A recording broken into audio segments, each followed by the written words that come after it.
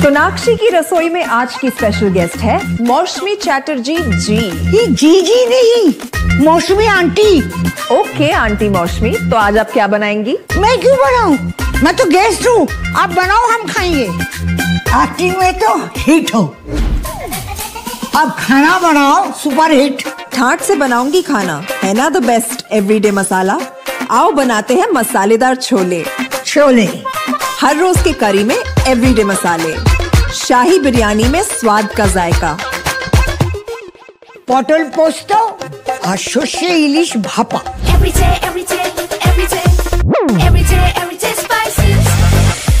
साफ मसाले, खुशबू और प्योर झांझ, टेस्ट से भर दे हर जुबां पे स्वाद। एवरीडे मसाले, देश का स्वाद।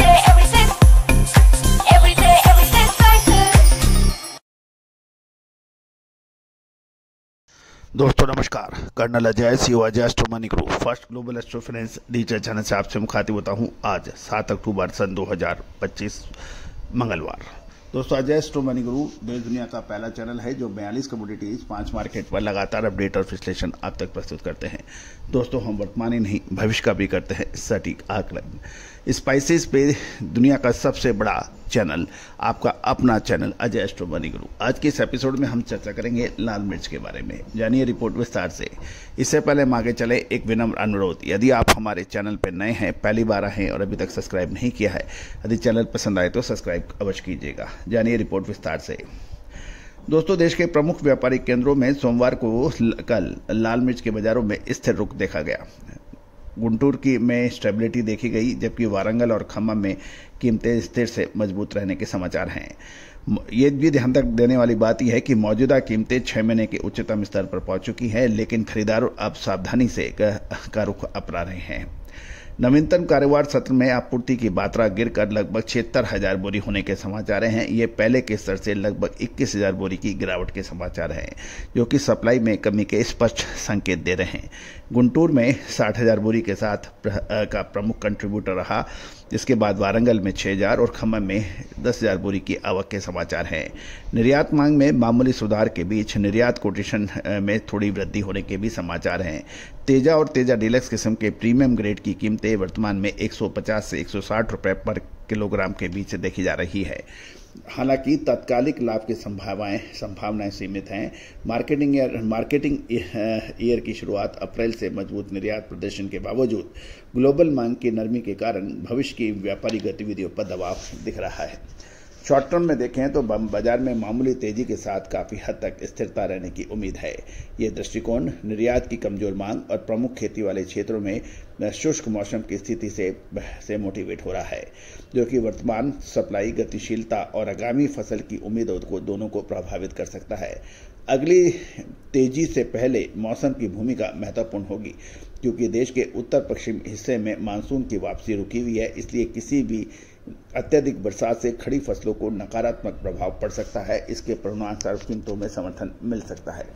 दोस्तों आपको याद होगा लगभग 4 से 5 महीने पहले जब गुंटूर, वारंगल और खम्मम में जबरदस्त कोल्ड स्टोरेज में माल था और आवक थी, उस वक्त बाजारों में मंदी की बातें की जा रही थी। उस वक्त हमने आपको मजबूती के स्पष्ट संकेत दिए थे और लाल मिर्च में 6 महीने के उसके बाद लाल मिर्च ने 6 महीने के उच्चतम स्तर देखने को मिले।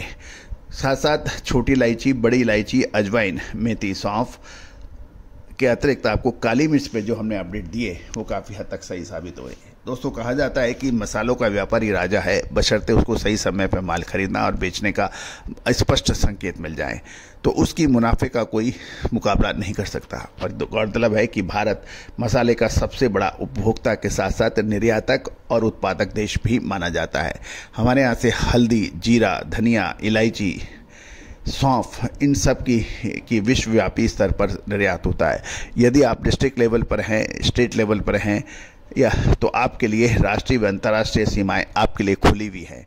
यदि आपकी वित्तीय स्थिति मजबूत है, मजबूत इरादे हैं, आगे बढ़ने की तड़प है, तो निश्चित रूप से आप अपने व्यापारों को देश दुनिया तक पहुंचा सकते हैं।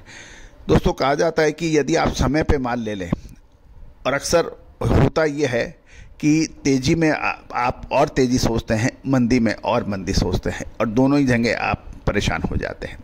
आज की नई पीढ़ी आपके व्यापार व्यवसाय में शामिल नहीं होना चाहती है। क्यों?